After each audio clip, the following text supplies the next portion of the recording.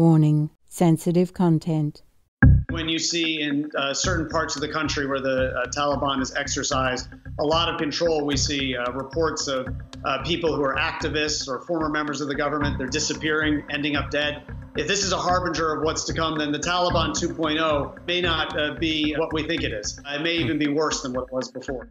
In some areas, they banned girls going to school beyond the age of 12. The Taliban talks a lot about how it's changed and girls can go to school now. But I asked if any of these girls would be going to school, and I was told, absolutely not. Girls don't go to school. And when I said, why don't girls go to school? They said, Taliban says it's bad. Next to the mosque, we find a classroom of young girls. But their teacher says they will only receive religious education and will not attend regular school. We were living in Herat and we escaped from Herat and came to Kabul city to save our life because also my uncles worked with the Taliban and they wanted to oblige us to forced marriage. And also I'm a doctor and my sister was working with the women's rights. She studied law, and also my mother is a teacher.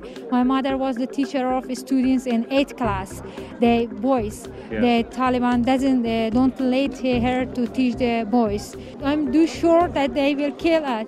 Afghanistan is one of the deadliest places in the world to be born a woman. I have never felt it to this extent, helpless, hopeless, disappointed, poor and miserable in my life. Our friends are going to get killed. They're going to kill us. Our women are not going to have any more rights. Women have allegedly been tortured for venturing out of their homes alone, singing, having romantic relationships, and for not covering their faces. تعدادی از بسته‌های کمکی که تهیه شده برای فامیلای نیروهای امنیتی ما که زخمی شدن در جنگ‌های اخیر توضیح بکنیم و با این حرکت خویی را اثبات کنیم که خانم‌های افغانستان به خصوص خانم‌های هرات از طالب ترسینه دارن، اونا همراه نیروهای امنیتی خود هستند و مبارزه میکنن، چی با قلم باشه، چی با حرکت‌های مدنی باشه و چی هم با نعره الله اکبر. In the areas that the Taliban rules, there are simple rules for women. Women should cover themselves from head to toe. Women are forbidden from walking outside the house. They should leave home only with a male relative. There are restrictions on girls' education. Despite its claims of being a new Taliban, all of this is reminiscent of the dark period. This is an emergency now. It's nothing to do with process. They're just trying to save lives. Tens of thousands are trying to get through. At the front, they're being crushed. Paratroopers pulling people from the mayhem. Continuing a conversation about the situation in Afghanistan during an August 19, 2021 work-related phone call with a Supreme Master television team member, our most beloved Supreme Master Hai graciously elaborated further on the uncertain future for the Afghan women after the Taliban's takeover of the country. She also shared more of her wisdom on the differing aspects of the Western and Taliban systems concerning women. Master, what makes the Afghan women so afraid of the Taliban? Oh yes, you should do some research into what the Taliban's doing to the women all these decades, and then you understand. Okay. It's not just about being married away to anybody, that they have no choice. But it's about all kind of things, you know, the woman's rights, woman's dignity, okay, woman's choice. They are human beings. They are children of God. Yes. They cannot be forced. They should not, they must not be forced into any kind of situation that's degrading to their womanhood and motherhood, okay? According to all the reports, they force the women from young age to middle age to marry their own soldiers or fighters without their consent. Yeah. And in the world, if a man forces a woman into, you know, this kind of physical relationship, then they are going to jail. Right. Because like a sexual assault, like raping. Yes, Master. So the Taliban is forcing women to go into a relationship with somebody she doesn't even know, she doesn't like, she doesn't love. She has not the same ideal. Yes, Master. the blessed Prophet Muhammad, peace be upon him, and the Quran have never taught us to pillage other people's property. Even if you think girls are property, nor force women into anything or any relationship against their will. So any Muslim engaged in any kind of activity contrary to this established teaching is betraying the Quran and the great Prophet's teaching. They should be punished according to Islamic law, not the gentle, innocent, faithful in the woman's form. May Allah protect the woman to whom the Holy Quran granted all freedom and respect. And normally the Taliban emphasizes ideal. You know, you have to live with an ideal, you fight for your idealism. But like this, they don't give women any ideal. The women, they have their own ideal. Yes, so they're forcing somebody into their own ideal, which sooner or later might explode. You never know. Yeah, the woman, they just want to have a normal life, some education so they can contribute to the society and, you know, educate their children in the right way. Yes, of course. Like this, a forced physical relationship will not make a good society at all, because it will breed countless unhappy women. And unhappy women make unhappy marriages. Unhappy marriages contribute to an unhappy society. I don't know how any leader or any government would like to lead or to govern such an unhappy, stressed out society, you know, lamenting inside out like that. Yeah, that's true. And that's not a good policy. No. Yeah. They will not be successful governing a whole country full of sorrow, full of sorrow and unhappiness from inside the family already. If a woman is not happy, she is not going to make her husband happy, force or not, because a loveless marriage, an oppressive marriage, is no marriage at all. It's like slavery. Exactly. We are in the 21st century already. We don't have this type of thing. Yes. We should not. Yes. It's too backward, too uncivilized, too barbarous to treat a human, a woman with dignity like that. So they are scared, not just that, but it's against their will, against their ideal, against anything that they are dreaming of or thinking of, you know? Right, yeah. Suppose the men reverse their situation, reverse their positions, and became a woman, and was forced into this kind of situation, what would he feel, huh? Yes. If the Taliban leader was forced to become a woman and just pushed into anybody else's bed and then do that kind of sexual thing without their consent, what would the leader of the Taliban feel? Do you understand what I'm saying? Yes, understand, Master. Yeah. They should do things with more consideration, more intelligence, more feeling toward the others, not just themselves. Right. Any government should do that. Yes, Master. Women, we want peace. Yes. To think the boy has to be raised up and then be another warrior and go out killing again, of course no mother would like that. No. No future mother would like that. No girl would ever dream of a family like that. No. That girls will be oppressed without any education at all, and boys will go out and to be whatever they name it. Yeah. Yes, Master. Yeah, and die horribly and bring many people to die with him. Something like that. That no woman can accept. No mother would like her son to be one like that. No. So that's why they're afraid of everything. It's not just about the Taliban. It's the idea I see behind all that. You got what I'm saying? Yes, Master. Anything being coerced, forced, or oppressed, or threatened into cooperation will never go well. Yeah, yes. That's true. Besides, you see, we are in the 21st century. Women became astronauts, you see, going to space. Women are in the scientific field. Yes. Women have invented many things that are beneficial to human beings, animals, and the whole world. Yes. And women have become prime ministers, presidents, and leading the world into prosperity. at least their nation. Of course, the world will benefit as well. Right. So the Afghan woman cannot be contented just to stay home and scrub the floor and always I sir. Yeah, you see what I'm saying? Even though she has better ideas, she has more intelligence even. Yeah. Possible. Yes, many women have more intelligence than some men. That's for sure. So how can any country go forward in that kind of energy, in that kind of situation, that kind of very unhappy atmosphere? Yes, understand. Women, they are wise. They are. They understand all that. They can see far in the future. It's not just about themselves that they worry about. They worry about their country, their children, the future of their children. Right. Okay.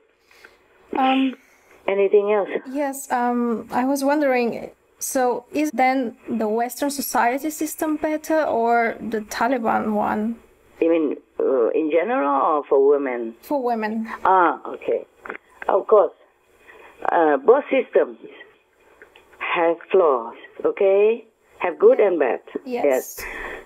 In the Western countries, women are more respected.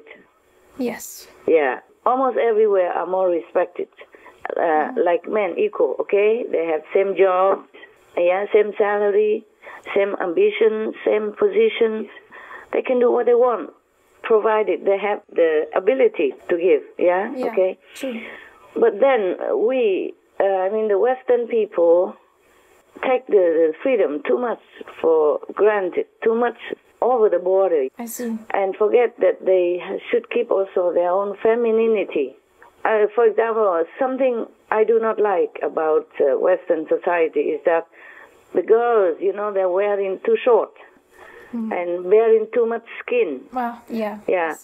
They are flaunting too much of their assets, bearing too much, okay? I understand, right. That may be supposed to be sexy and provocative, but that also in turn a lot of times brings disaster for the girl, okay? Yes. I agree, yeah. Yeah, they provoke the men's hormones and then make them crazy, and then they will go after them and doing like a sexual assault or rape them, and then sometimes kill them, and that's not good for the girl at all. Yes, not true. Knowing is scientifically indicated that men already have trouble controlling their hormones.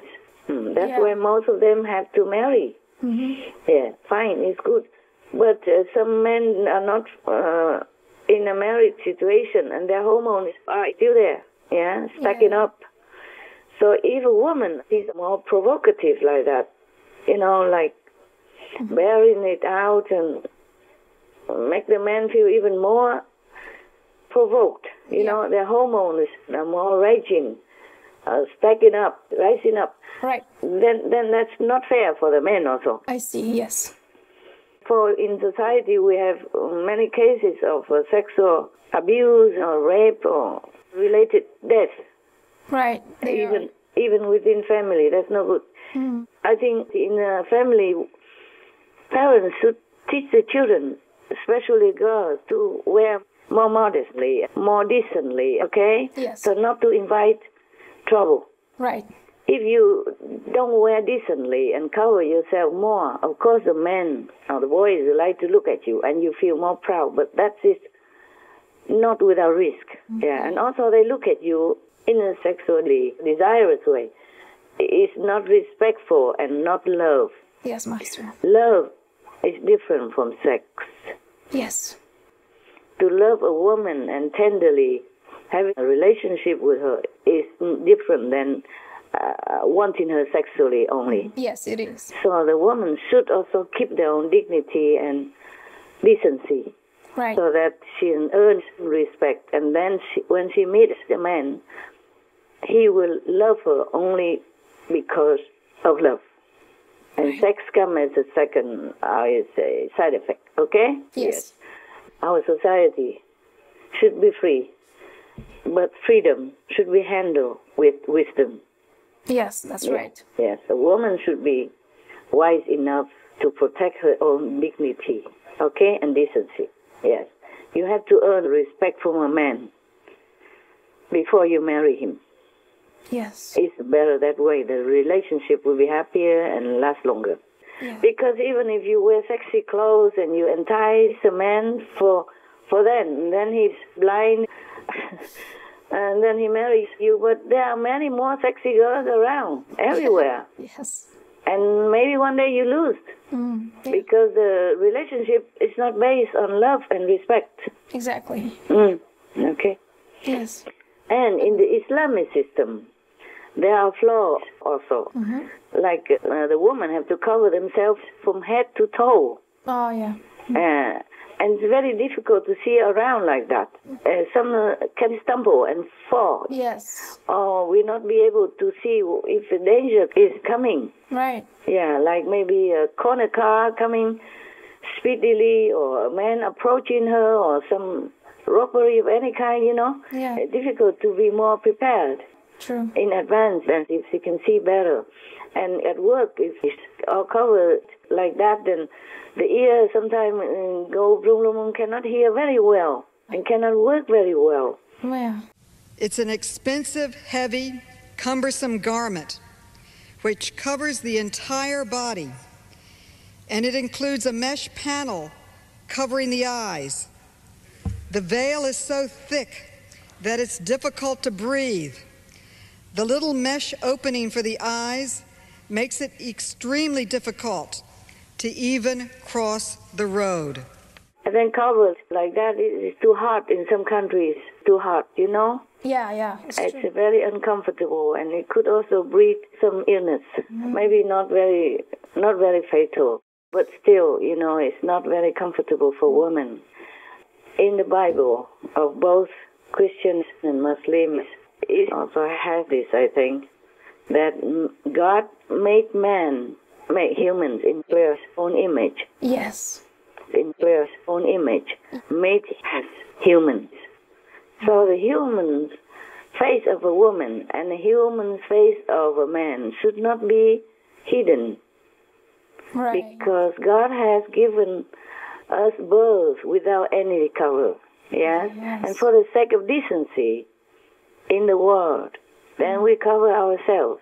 But the face should not have to be covered. Yeah. Yeah. That's what my opinion is. But it's okay. It's not the worst thing. I see. Yeah. Yes. Still, it's very inconvenient for women to take care of many things.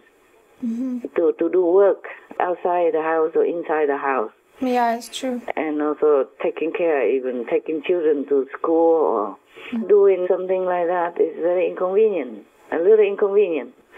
Not so easy to work with, the clothes like that. But in the Western society, they did the opposite and more exaggerating. So both sides should compromise and make the best use of both sides. I think would be the best. Exactly. Yes. The woman should keep dignity, that's for sure. But not cover all over like that. Like you have something ugly, something sinful you have to hide. Yeah. Yeah, I understand. Yeah. Thank you. Also, for this system, sometimes you never know if underneath the burqa is a man or a woman. If a man, if he has bad intentions, he could be hiding something underneath the burqa. Yeah, pretending to be a woman and can harm somebody or can harm some of the government persons in an assassinating scheme and all that. You see what I'm saying? Yes, Master. Yeah. So moderate, I think, is the core. Right. Is the best solution for any country, especially for women. So if we oppress half of the society's population, meaning women, then we might lose, talent, exceptional talent, like scientists, astronauts, physicists, teachers, masters, spiritual guides, presidents, prime minister, etc., We might lose so much. so much talent and workforce by eliminating women in any society. Understand. Women should be given the opportunity, like men, to develop their potential, in order to help the world. God knows we need more wise humans to lead our world into a better situation. Also, don't forget that women are the mothers of all the prophets, all the masters that have ever graced our planet, and the mothers of all presidents, prime ministers, great leaders, virtuous statesmen of all time up till now, and also in the future. So we have to respect women. Women have to be protected and respected, and their dignity must be protected, must be respected, so that our world can function. Without women, we don't have the world that we have now. We don't have humanity. Yes, Master. The thing is, there's another side effect of woman oppression, of forbidding, is that I think the men in that situation or in that country are afraid of women. That's why they try so hard to suppress them. My suspicion. Okay? They know women are so clever and so successful if they focus on something instead of just scrubbing the floor and cleaning the pot. So they try to suppress them so that women become helpless, useless, and like a slave under the dictator of the man. Do you understand what I'm saying? I see. Under the Taliban, they were virtual prisoners, flogged or even executed if they dared to defy their laws. A report by Global Rights estimates that around 90% of women here experience violence or are forced into marriage. Most suffer behind a veil of silence, never speaking about their torment. The safe house is full of women who are terrified of their families. Many are hiding from husbands who have physically or sexually abused them. تراجسترین که از افغانستان قانون تطبیق شود یعنی انتخاب میشه سر کی باید قانون تطبیق شود. While these patients were injured in accidents, they also treat women who have deliberately set themselves alight. Her face, covered in bandages, appeared on her favorite football club's Twitter page.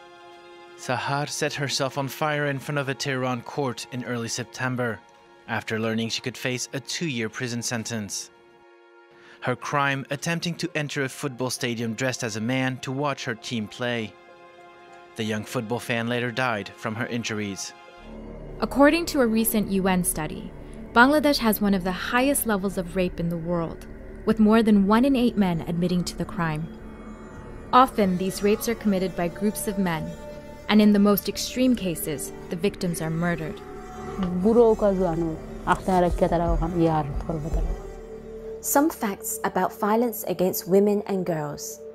Globally, 1 in 3 women, or 736 million, have experienced physical and/or sexual violence. As many as 38% of murders of women worldwide are perpetrated by a male partner. An estimated 5,000 women globally are murdered by family members each year in so-called honor killings. 200 million women and girls living today have suffered from female genital mutilation. 1 in 5 women globally, or 650 million alive today, were forced to marry as children before age 18. 126 million girls are missing from the world's population as victims of female infanticide, malnutrition, neglect, etc. 2/3 of the world's illiterate are female. 82% of women parliamentarians in 5 regions reported enduring some form of psychological violence, including sexist remarks, mobbing, and death threats.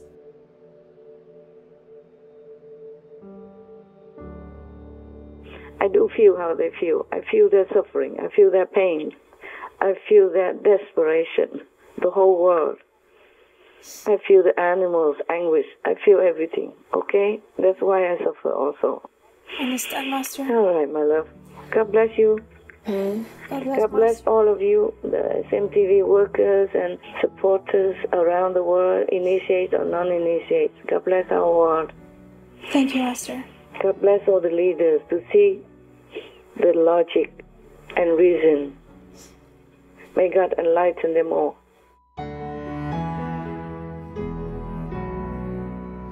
Most benevolent Master, we are grateful for your unwavering, deep care and loving advocacy for those experiencing turmoil now, especially the vulnerable and oppressed. Our hearts are in prayer for the women, as well as other fellow beings on our planet who have yet to secure peace and freedom as their birthright.